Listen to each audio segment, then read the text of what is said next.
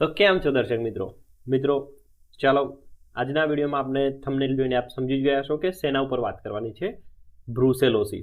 Brucellosis એ એક એવો રોગ છે કે જે ઝૂનોટિક ડિસીઝ તરીકે ઓળખાય। ઝૂનોટિક ડિસીઝ એટલે કે એક એવો રોગ કે જે મનુષ્યોમાંથી પશુમાં અને પશુમાંથી મનુષ્યમાં પરસ્પર ફેલાઈ શકે એ પ્રકારે, જેમ કે બ્રુસેલા થયો, હડકવા થયો, ટ્યુબરક્યુલોસિસ એટલે કે ટીબી થયો। આ એવા રોગ છે કે જે માણસમાંથી પશુમાં અને પશુમાંથી માણસમાં ફેલાય। આવા રોગોને ઝૂનોટિક ડિસીઝ તરીકે ઓળખતા હોય છે। તો ઝૂનોટિક ડિસીઝમાં સૌથી અગત્યનો પશુપાલન ક્ષેત્રે આપણે જોવા જઈએ તો બ્રુસેલોસિસનું નામ સૌથી પહેલાં આવતું હોય છે। આ રોગ વિશે ઘણા લોકોને કંઈ જ ખબર નથી, કઈ રીતે ફેલાય છે, શું થાય છે, માણસમાં શું થઈ શકે, પશુમાં શું થઈ શકે, કઈ રીતે પશુને તકલીફ થઈ શકે, કઈ રીતે ઓળખવો, શું સારવાર છે, એના વિશે તમામ માહિતી વિશે આજે આપણા વિડીયોમાં વિસ્તારમાં ચર્ચા કરવાની છે। નમસ્કાર, હું છું ડૉક્ટર ભૌમિક પંચાલ, આપ જોઈ રહ્યા છો મારી યુટ્યુબ ચેનલ। મને તો આપ ઓળખો જ છો, તો ચાલો સમયના બગાડતા વિડીયોમાં આગળ વધીએ। તો મિત્રો, બ્રુસેલોસિસ એ ચેપી ગર્ભપાત તરીકે ઓળખાય છે। ચેપી ગર્ભપાત એટલે કે એબોર્શન થઈ જવું, બચ્ચાનું પડી જવું, તરવાઈ જવું, એ પ્રમાણે આપણે એને ગુજરાતીમાં ઓળખતા હોઈએ છીએ। માણસની અંદર પણ તમને ખ્યાલ હશે કે જે રીતે એબોર્શનના કેસ આવે સેમ એ રીતે પશુઓની અંદર પર જ્યારે એબોર્શનનો કેસ આવે, જે ચેપી ગર્ભપાત તરીકે ઓળખાતો હોય તેને બ્રુસેલાના નામથી આપણે ઓળખતા હોઈએ છીએ। આ રોગ મનુષ્ય સિવાય તો ગાયો, ભેંસો અને પશુની મતલબ અંદર વાત કરીએ તો ગાય, ભેંસ, ઘેટા, બકરા, કૂતરા અને ભૂંડ, આમાં પણ આ બ્રુસેલોસિસ નામનો રોગ જોવા મળે છે। ગાય, ભેંસની અંદર વાત કરીએ તો બ્રુસેલા એબોર્ટસ નામથી થતો હોય છે। ઘેટા, બકરાની અંદર વાત કરીએ તો બ્રુસેલા મેલિટેન્સિસ, અને ભૂંડની અંદર વાત કરીએ ડુક્કરની અંદર તો બ્રુસેલા સુઈસ, આ નામના જે જીવ છે તેનાથી આ રોગ જે આ પશુની અંદર હોય છે તે ફેલાતો હોય છે। મિત્રો, હવે એ વાત કરી લઈએ કે આ રોગનો ફેલાવો કઈ રીતે થતો હોય છે। તો આ રોગનો ફેલાવો થવા માટે જવાબદાર છે જીવાણુ બ્રુસેલા નામના હોય છે। તે બ્રુસેલા નામના જીવાણુઓ જ્યારે અફેક્ટેડ પશુ છે, જે ઓલરેડી સંક્રમિત થયેલું પશુ છે, તેની લાર, દૂષિત પાણી, દૂષિત ખોરાક, તે કોઈ જગ્યાએ બેસે છે તે, તેના યોનિ દ્વારા નીકળતો કોઈ પણ સ્ત્રાવ છે તે, અથવા તો તેની મેલી કે જર, એના થકી કોઈ પણ રીતે આ રોગ એક પશુમાંથી બીજા પશુમાં અને મનુષ્યમાં ફેલાઈ શકે છે। ગામની અંદર કોઈ સાંડ કે પાડો કે જેના દ્વારા આપણે એને પશુના સંવર્ધનમાં ઉપયોગમાં લેતા હોઈએ છીએ, તેના દ્વારા પણ જો એ સાંડ કે પાડો અફેક્ટેડ છે, એ બ્રુસેલાથી પીડિત છે, તો એ પણ જે પશુ જોડે એ સંભોગ કરશે અથવા તો જેના જોડે કોન્ટેક્ટમાં આવશે એને પણ, ગાય કે ભેંસને પણ આ રોગ સાંડ કે પાડા દ્વારા ગાય કે પાડીની અંદર આ રોગ ફેલાઈ શકે છે। ચામડીની ઉપર રહેલો કોઈ ઘા છે, ઉજરડા થયા છે, કાપો પડેલો છે, કોઈ જગ્યાથી લોહી નીકળી રહ્યું છે, એ જગ્યાએ પણ બ્રુસેલાના જો બેક્ટેરિયા કોન્ટેક્ટમાં આવી શકે તો ત્યારે પણ આ રોગ થઈ શકે છે। પશુઓના નજીકમાં એકદમ બાંધવાથી શ્વાસોચ્છ્વાસ દ્વારા પણ એક પશુમાંથી બીજા પશુમાં આ રોગ ફેલાઈ શકે છે। જે માતા વારંવાર તરવાઈ જતી હોય અથવા તો જે ઓલરેડી બ્રુસેલાથી સંક્રમિત હોય અને એ જો બચ્ચાને જન્મ આપે છે, તો એ બચ્ચાને પણ માતા દ્વારા બ્રુસેલા થવાના ચાન્સીસ પૂરેપૂરા રહેલા છે। આ તો થઈ ગઈ કે પશુથી પશુમાં કઈ રીતે રોગ ફેલાય એની વાત। માણસની અંદર આ રોગનો ફેલાવો કઈ રીતે થઈ શકે એના વિશે વાત કરીએ તો જો કોઈ પશુને બ્રુસેલોસિસ થયેલો છે, તો તેવા પશુનું દૂધ ઉકાળ્યા વગર પીધું અથવા તો એનું જે માંસ છે જે કાચું ખાઈ લીધું, બાફ્યા વગર, બોઇલ કર્યા વગર, ઉકાળ્યા વગર, તો કાચા ખોરાક લેવાથી દૂધ અથવા તો માંસ પશુની અંદરથી મનુષ્યમાં રોગ ફેલાઈ શકે છે। બ્રુસેલા જે પશુને થયેલો છે તેની જે ચેપી ગર્ભપાત થઈ ગયો એના પછી એની ઓર છે, મેલી છે, જે એની યોનિમાંથી નીકળતો ચેપ છે, એ વસ્તુઓને ખુલ્લા હાથે અડક્યા અથવા તો કોઈ સેફટી વગર આપણે એને અડીએ છીએ અથવા તો એના કોન્ટેક્ટમાં આવીએ છીએ તો તેના દ્વારા પણ આ રોગ થવાની શક્યતા પૂરેપૂરી રહેલી છે। એટલા માટે જ પશુપાલક મિત્રો, વેટરનરી ડૉક્ટરો, આપણા ગોપાલ મિત્રો, એલઆઈ મિત્રો, આ લોકો સૌથી વધારે ચાન્સીસ હોય છે કે એમને બ્રુસેલા થવાના ચાન્સીસ વધારે રહે।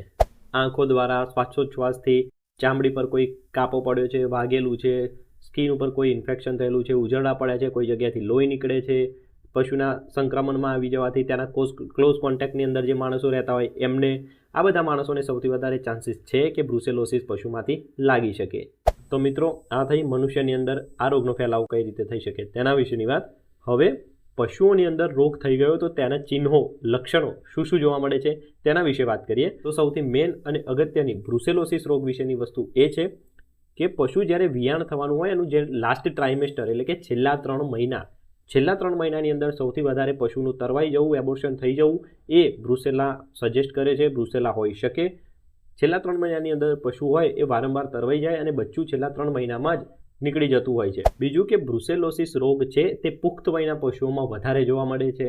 શરૂમાં જ્યારે આ રોગ થાય ત્યારે શરૂઆતની 1 કે 2 પ્રેગ્નન્સી, 1 કે 2 વિયાણ વખતે શું થાય કે પશુ તરવાઈ જાય, છેલ્લા 1 કે 2 વખતે આમ શરૂના જે સમય હોય એમાં પહેલી વખત વિયાણ થવાનું હોય ત્યારે છેલ્લા 3 મહિનામાં તરવાઈ જાય, બીજી વાર વિયાણ થવાનું હોય ત્યારે પણ તરવાઈ જાય, 1-2 વાર આવું થાય, પછી બચ્ચું વિયાણ તો કરે છે ત્રીજી ચોથી વખત જતાં, પણ પછી પાછું તકલીફમાં એવું આવશે કે પશુની મેલી કે જે જર હોય અટકી જશે ને એ પડશે નહીં. તો આ પણ એક પ્રમાણે એના લક્ષણો છે.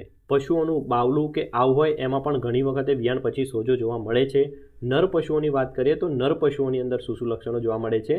તો નર પશુઓના જે વૃષણનો ભાગ છે, સ્ક્રોટમનો ભાગ છે, તેની અંદર પશુઓને સોજો આવે છે. ઘણા પશુઓને પગના સાંધાની અંદર પાણી ભરાઈ જાય છે, જેને આપણે હાઇગ્રોમા ઓફ નીઝ તરીકે ઓળખતા હોઈએ છીએ. તો પગમાં પણ, ઘૂંટણમાં પણ સોજો આવી જતો હોય છે જો જ્યારે એ પશુને બ્રુસેલાના લક્ષણો હોય. હવે મિત્રો, બ્રુસેલોસિસ ઝૂનોટિક ડિસીઝ છે, તો મનુષ્યની અંદર શું લક્ષણો જોવા મળે છે? તો મનુષ્યની અંદર પણ આ રોગ ખૂબ જ મહત્વનો છે, કારણ કે આ ઝૂનોટિક ડિસીઝ છે. મનુષ્યની અંદર તાવ આવવો, માથું દુખવું, આંખો દુખવી, ખૂબ જ તાવ આવી જવો કે જેને આપણે માલ્ટા ફીવર અથવા તો અન્ડ્યુલન્ટ ફીવર તરીકે ઓળખતા હોઈએ છીએ, ચડ ઉતરનો તાવ આવવો, સાંધા જકડાઈ જવા, પરસેવો વધુ થવો, અને જો મનુષ્ય હોય હ્યુમન, તો જેમ નર પશુની અંદર તકલીફ થતી હોય છે વૃષણમાં સોજો, સેમ એ જ રીતે આપણા મનુષ્યમાં પણ પુરુષની અંદર એમના વૃષણમાં સોજો આવી જતો હોય છે. મિત્રો, તો આ રોગનું હવે નિદાન કઈ રીતે કરી શકાય, કઈ રીતે ડાયગ્નોસિસ કરી શકીએ કે પશુને બ્રુસેલા છે કે નહીં? તો જે ગર્ભપાત થયેલું પશુ છે તેનું ફેફસા અથવા તો જઠરને અથવા તો જે યોનિમાંથી નીકળતો સ્ત્રાવ છે તેને લેબોરેટરીમાં પરીક્ષણ દ્વારા બ્રુસેલોસિસને કન્ફર્મ કરી શકાય છે. વેટરનરી ડૉક્ટર જોડે તમને આના વિશે વધારે માહિતી મળી જશે. જે તમારા નિયર બાય ડૉક્ટર હોય તેમનો નિદાન માટે તમે સંપર્ક કરી શકો છો. તે તમને આના વિશે વધારે સારી રીતે માહિતી આપી શકશે. મિત્રો, સારવારની વાત કરીએ તો બ્રુસેલાની અંદર સારવાર માટે તો સ્પેસિફિક શું છે કે તમારે જેવા લક્ષણો દેખાય એ પ્રમાણેની આની લાક્ષણિક સારવાર, સિમ્પ્ટોમેટિક ટ્રીટમેન્ટ કરી શકાય, સ્ટ્રેસ દૂર કરી શકાય પશુઓને, એ બધી સારવાર કરી શકાય. બાકી આની કોઈ પર્ટિક્યુલર સારવાર નથી, કારણ કે બચ્ચું તરવાઈ જાય છે એ જ છે, એટલે કે આ એક પ્રકારનું લક્ષણ છે. આના કોઈ બીજા એવા ચિહ્નો નથી કે જેની કોઈ સારવાર અવેલેબલ હોય. સારવાર માટે ફક્ત ને ફક્ત રસીકરણ અવેલેબલ છે કે જો એ કરાવેલું હોય તો પશુને બ્રુસેલોસિસ થવાના ચાન્સીસ રહેતા નથી, અથવા તો રહે તો બહુ ઓછા રહેતા હોય છે. તો સારવારમાં તો એ જ છે કે જ્યારે પણ તમારા પશુને જેમ આ લક્ષણો જણાવ્યા એ પ્રમાણેના લક્ષણો દેખાતા હોય તો પશુને એક વખત નજીકના વેટરનરી ડૉક્ટર જોડે બતાવીને આગળ એ પ્રમાણે જેમ ડૉક્ટર કહે એ પ્રમાણે સલાહ અને સૂચનનું અનુસરણ કરવું. તો જેમ વાત થઈ એમ કે એક જ ઓપ્શન છે રસીકરણ. રસીકરણ મિત્રો એવું કહી શકાય કે બ્રુસેલોસિસ વિશે કે ફક્ત ને ફક્ત એનું રસીકરણ જિંદગીમાં એક જ વાર, ફક્ત ને ફક્ત જિંદગીમાં એક જ વાર આનું રસીકરણ કરાવી શકાતું હોય છે. જ્યારે તમારા ઘરે જન્મેલ પશુ ફિમેલ હોય, પાડી કે વાછરડી હોય, માદા પશુ હોય, તો 4 થી 8 મહિનાની વચ્ચે તમે બ્રુવેક્સ નામનું એક રસીકરણ આવે છે, બ્રુસેલા સામેની રસી છે, તે નજીકમાં વેટરનરી ડૉક્ટરને બોલાવીને તમે એનું રસીકરણ કરાવી શકો છો, બ્રુવેક્સ રસી અપાવી શકો છો. 8 મહિના ચૂકી ગયા પછી આ રસી આપવાનો કોઈ મિનિંગ કે મતલબ રહેતો નથી. તો જ્યારે પણ તમારા ત્યાં પશુનો જન્મ થાય છે ને ફક્ત ફિમેલને, નર પશુને આપણે રસી આપવાની જરૂર નથી. જે ફિમેલ એનિમલ છે એને આપણે રસી અપાવતા હોઈએ છીએ. તો જ્યારે પણ ફિમેલ એનિમલનો જન્મ થાય, પાડી કે વાછરડી તમારા ઘરે જન્મે, તો 4 થી 8 મહિના વચ્ચે વેટરનરી ડૉક્ટરને બોલાવીને બ્રુસેલાનું રસીકરણ અવશ્ય કરાવી લેવું. બીજું કે ગર્ભપાત કે વિયાણ થયા બાદ જે પશુનો જે જગ્યા છે તમને લાગે કે ગર્ભપાત થઈ ગયો છે કે પશુ તરવાઈ ગયું છે, તો એ જગ્યાને પ્રોપર સેનિટાઇઝેશન કરાવી દેવું. એ જગ્યા ઉપર ફિનાઇલનું પોતું મરાવી દેવું ને બીજી ઘણી બધી એવી વસ્તુઓ કરવી કે જેનાથી એ જગ્યા ડિસઇન્ફેક્ટ થઈ જાય. જે પણ તરવાઈ ગયેલ પશુ છે એની જે મેલી કે જળ છે એનો યોગ્ય રીતે નિકાલ કરવો.